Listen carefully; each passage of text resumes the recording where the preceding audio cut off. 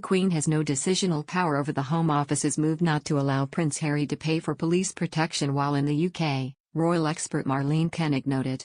But Her Majesty, who has publicly expressed her affection for the Duke of Sussex and his family on multiple occasions, may provide her own input over this matter, the commentator believes.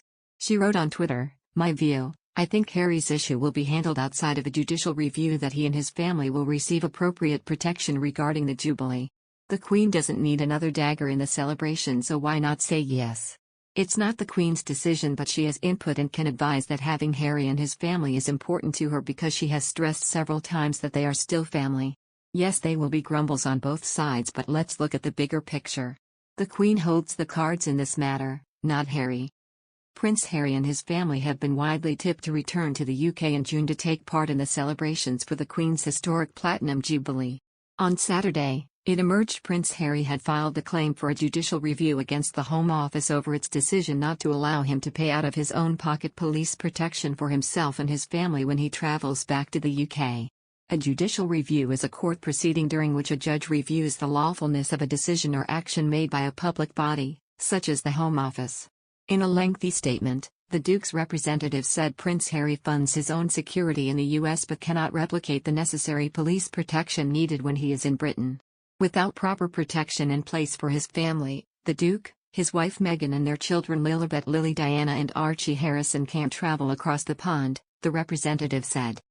The statement went on saying the Duke had initially offered to pay for his family's UK police protection in January 2020, after the Sussexes announced their intention to step back as full-time working royals.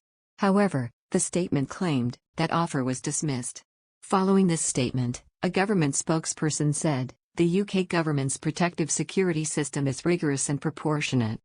It is our long-standing policy not to provide detailed information on those arrangements. To do so could compromise their integrity and affect individuals' security. It would also not be appropriate to comment on the detail of any legal proceedings." Besides, Piers Morgan has accused Prince Harry of delighting in making the most difficult time in the Queen's life even harder. The Duke of Sussex claims he is effectively in exile because it is unsafe for him and his family to return to the UK. The Prince, who was expected to return to England twice this year, and his wife Meghan, lost their taxpayer-funded police protection after quitting their royal roles in 2020. Security experts suggested Harry's costs could be as much as £100,000 per week, and it is claimed he wants the government to foot the bill. According to numerous sources, the 37-year-old is now threatening legal action after being told no. He says his private protection arrangements are not enough and Piers has waded into the latest row. The former Good Morning Britain presenter said there is a wearisome inevitability that Harry would request help after being cut off. He says the latest issue is all the Queen needs, with the Prince Andrew crisis engulfing Buckingham Palace less than a year after the death of beloved husband Prince Philip. Piers said, "Harry seems to have delighted in making his 95-year-old grandmother's life more difficult during the most difficult times of her life.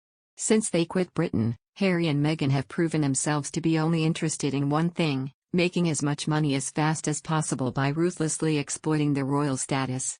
This latest legal row perfectly exemplifies the Sussexes' desire to have their royal cake and eat it. They don't want to do any actual work for the royal family after falling out with most of them following their constant public attacks. Harry wants to pay for specialist police protection, but the Home Office has ruled this out, and he has applied for a judicial review against the decision. A royal source said the Queen will not help her grandson in his demands for Met police protection. "This is not a matter for Her Majesty. She certainly won't cave into his demands," the insider said. "It is a matter for Her Majesty's government. Who gets protection is not a gift the Queen can decide to give or take away." Another said, "His demands for security in the UK have not been openly or widely discussed within the family because it was thought sorted 2 years ago.